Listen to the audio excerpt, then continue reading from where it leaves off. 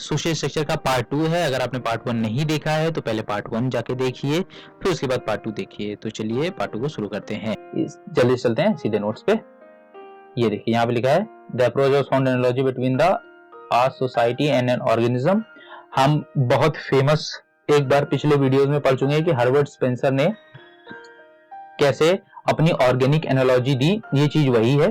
देखिए यहाँ से अगर हम समझेंगे तो हमें मिलेगा कि ये जस्ट लाइक एन ऑर्गेनिज्म, तो ये हर्बर्ट स्पेंसर ही बोल रहे हैं। हर्बर्ट स्पेंसर सोशल स्ट्रक्चर को कैसे डिफाइन कर रहे हैं, जैसे society adopts itself, society adjust itself on demands and pressure of social change in order to survive.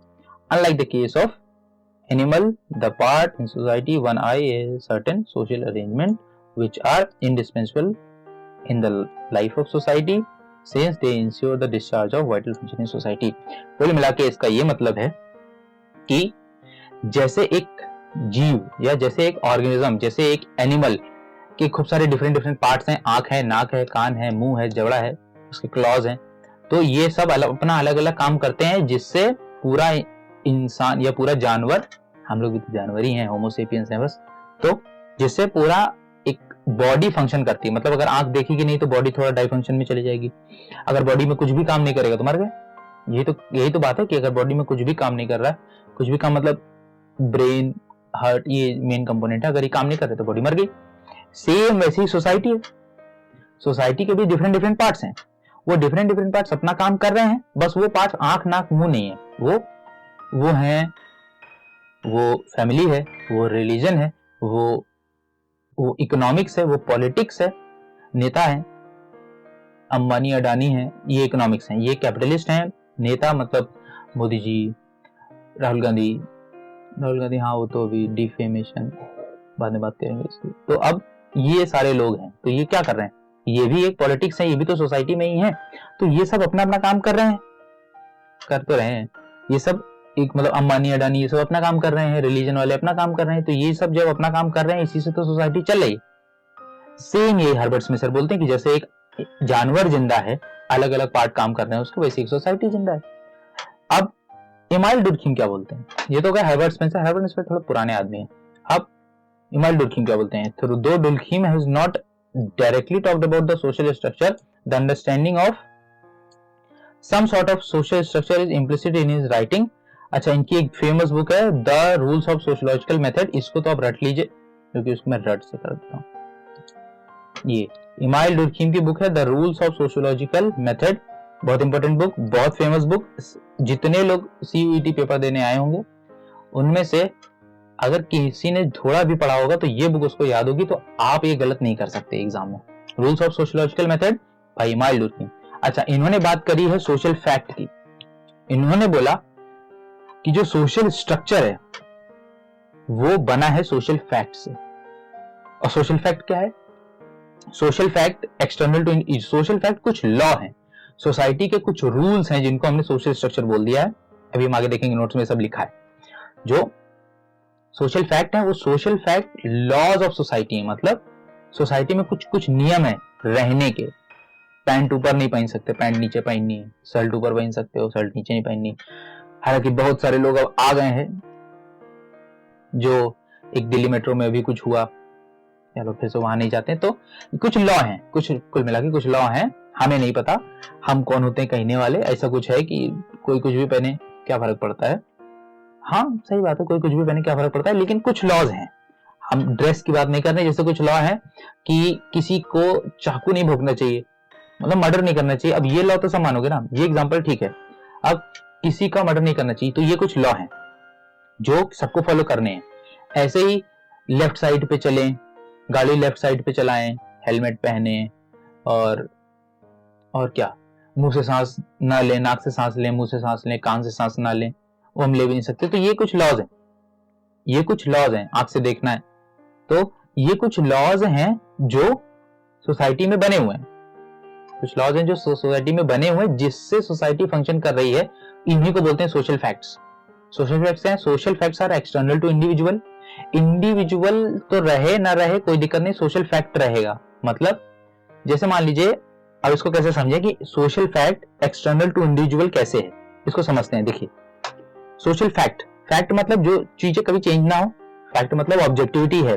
अब सोसाइटी का फैक्टर मतलब सोशल फैक्ट। सोशल फैक्ट अब क्या हुआ, जैसे मान लीजिए गाड़ी हमेशा लेफ्ट साइड पे चलानी चाहिए। अब आपके दादाजी होंगे या उनके भी दादा होंगे या उनके भी दादा होंगे, अगर उनके पास गाड़ी हुई, चलो थोड़ा पहले आते हैं, आपके पापा या आपके कोई ऐसे बुढ़े लोग जो बस जाने ही वाले हैं, बस भगवान बुला रहे हैं, तो उनकी बात कर रहा हूं मैं।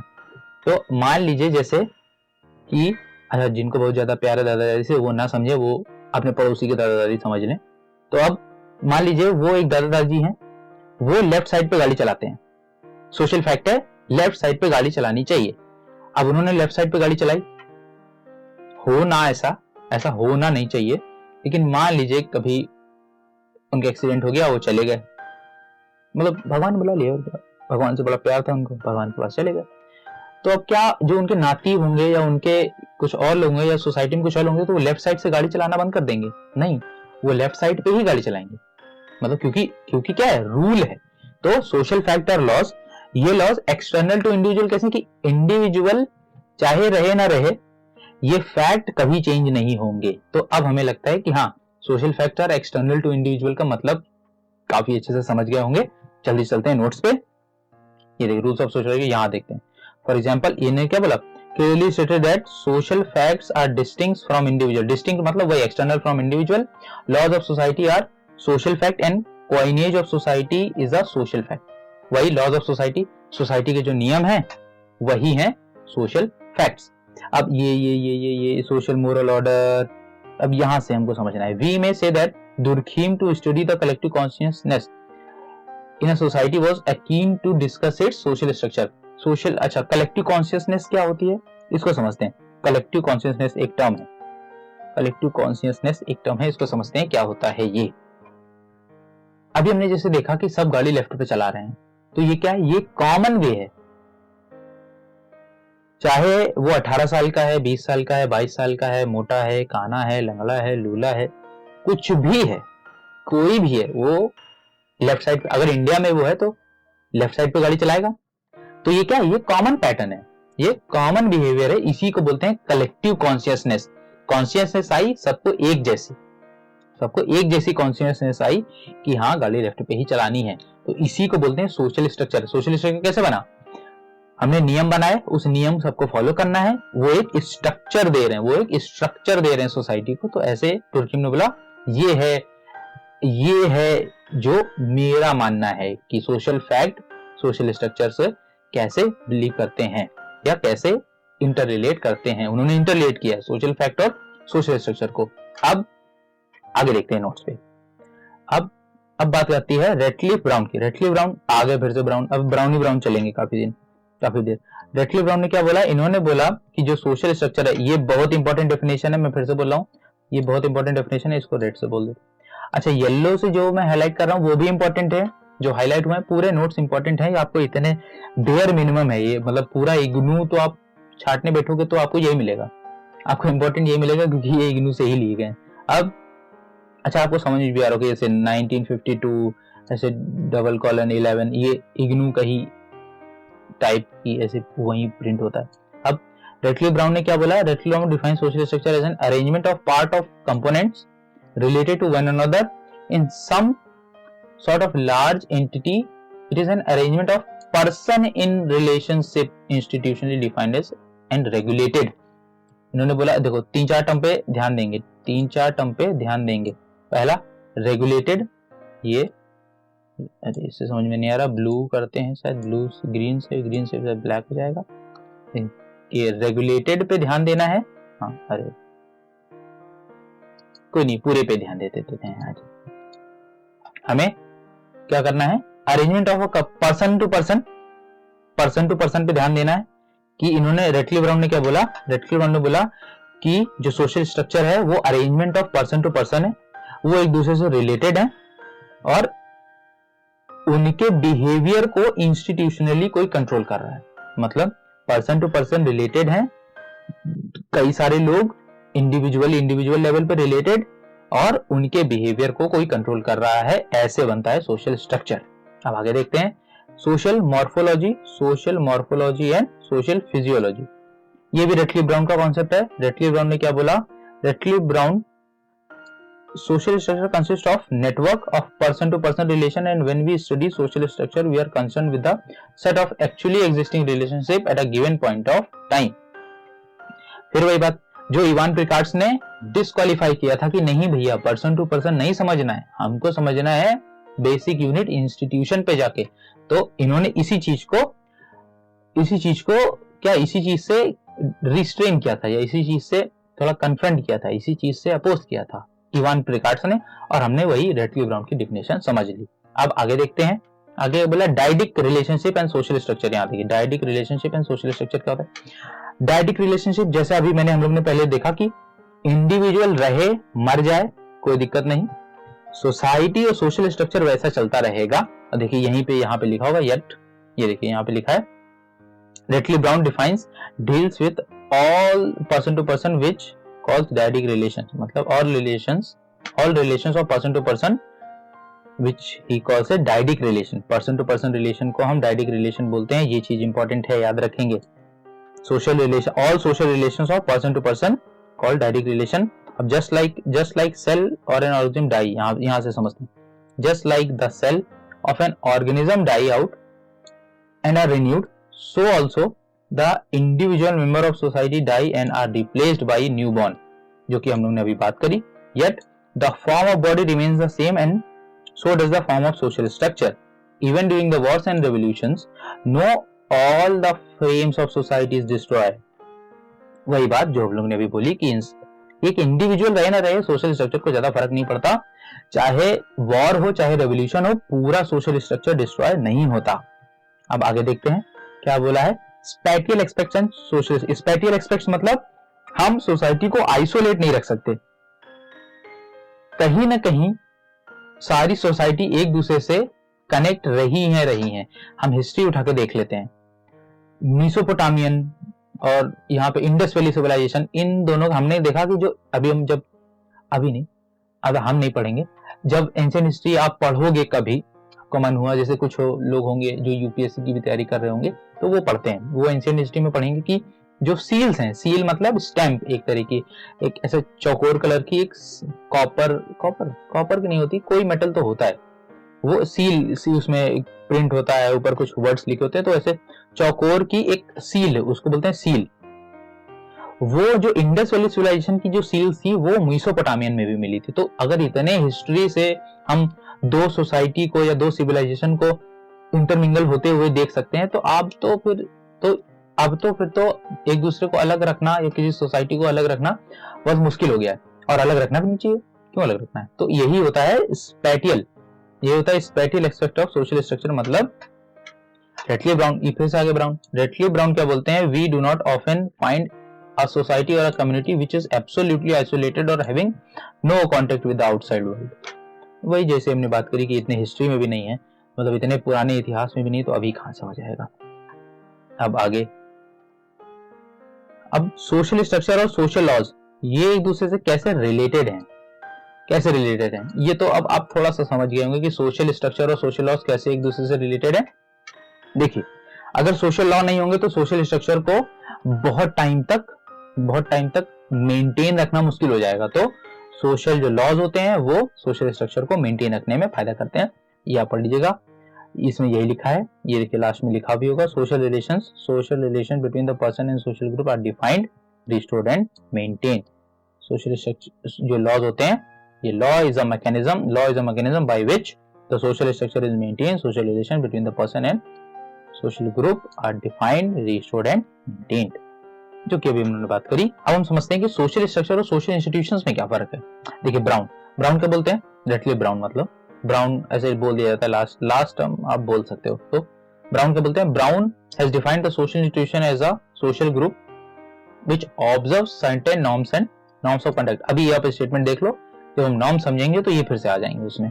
अब यहाँ पे वही लिखा है, Raymond Firth criticise his analysis of social structure or not making a distinction between the peripheral short-lived and enduring elements। ये जो highlighted portion है ये हम लोग पहले पढ़ चुके हैं कि रेमंड फिर्थ ने कैसे क्रिटिसाइज किया रेटक्लिफ ब्राउन को कि पर्सन टू पर्सन इंडिविजुअल बोल रहे हो, ऐसा नहीं हो सकता, वही चीज है पूरी। अच्छा, यहाँ से है PG Murdock, Talcott Parson Robert K Merton, इन्होंने सोशल स्ट्रक्चर को कैसे, ये जो टेलकोट पार्सन की डेफिनेशन है ये इंपॉर्टेंट है, इसको रेड से कर लेते हैं। अच्छा, केवल आपको रेड रेड ही नहीं पढ़ना है, आपको काफी चीजें पढ़नी है। ऐसा नहीं है कि आप केवल रेड रेड ही पढ़ो, आपको हाईलाइटेड पोर्शन पूरे नोट्स ही पढ़ने हैं। ये मैं इसलिए बोल दे रहा हूँ कि ये ज्यादा इंपॉर्टेंट है, ये लास्ट मिनट रिवीजन कर सकते हो। जैसे मान लीजिए अब 5 जून से पेपर स्टार्ट हो रहा है, 5 जून से, हाँ 5 जून से पेपर स्टार्ट है, तो मान लीजिए कि जैसे अब आप लास्ट मिनट रिवीजन करना है तो वो आप रेड चीज येलो चीज देख सकते हो, लेकिन एक बार में तो पूरा ही पढ़ना पड़ेगा। Social structure as a natural persistence, क्या बोलते हैं, Talcott Parson define social structure as a natural persistent system which maintain its continuity despite internal changes from time to time in the same way as a organism does in reality। ये कुछ Herbert Spencer की याद दिला रहे हैं। अगर आप organism does in reality आप पढ़ेंगे तो आपको याद आएगा, अच्छा ये तो हर्बर्ट स्पेंसर ने भी बोला था। और इमल डुर्खीम ने भी कुछ ये बोला था कि जो सोशल स्ट्रक्चर है ये नेचुरल है, ये अपनी कॉन्टिन्यूटी मेंटेन रखता है, ये टाइम के साथ चेंज नहीं होता, ये अपनी बहुत टाइम लगता है चेंज होने में, होता तो है, क्यों नहीं चेंज होता, लेकिन बहुत टाइम लग जाता है चेंज होने में।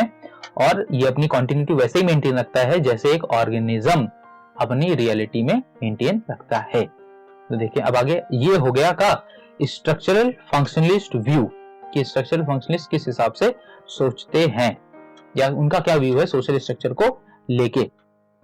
अब हम समझेंगे स्ट्रक्चरलिस्ट पॉइंट ऑफ व्यू क्या था। Structuralist point of view, structuralist कौन है, क्लाउडी लेवी-स्ट्रॉस, हम ये समझ चुके हैं शुरुआत में ही।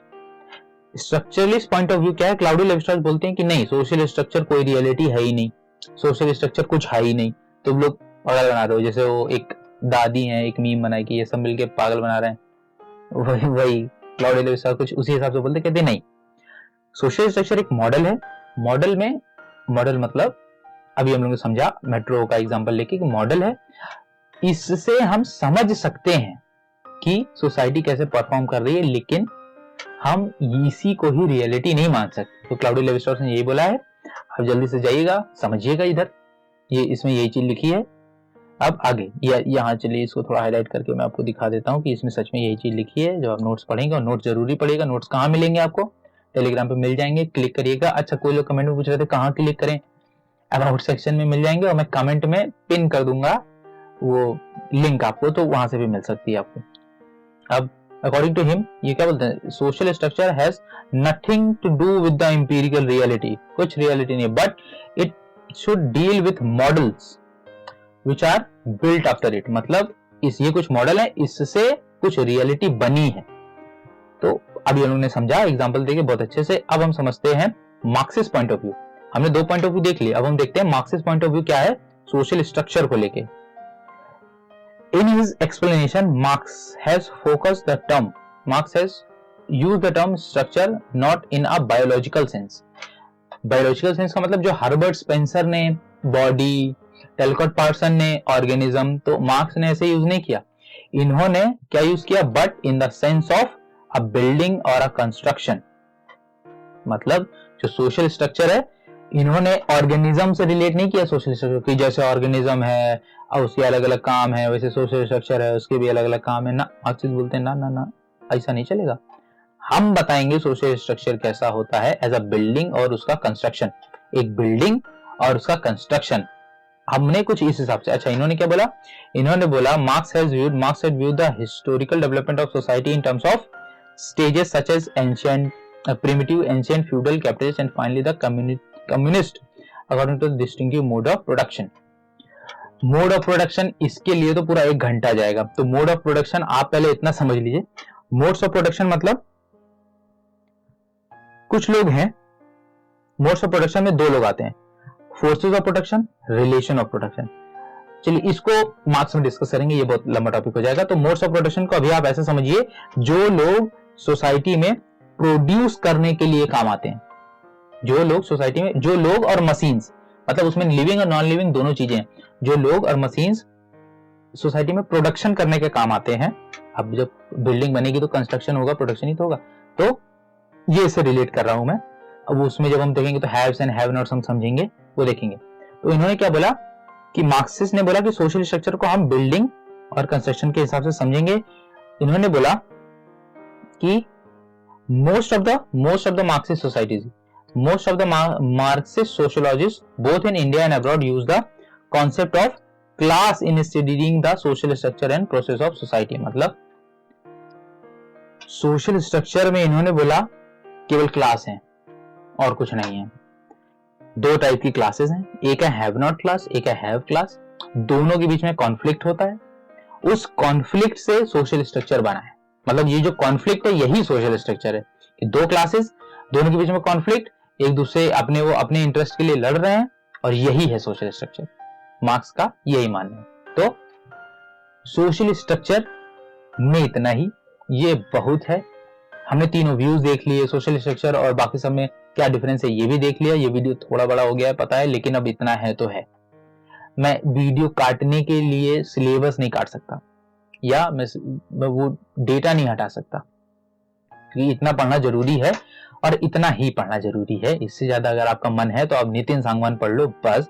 उससे ज्यादा पढ़ोगे, पढ़ भी नहीं पाओगे, क्योंकि इतना टाइम ही नहीं है और इतना पढ़ना भी नहीं है।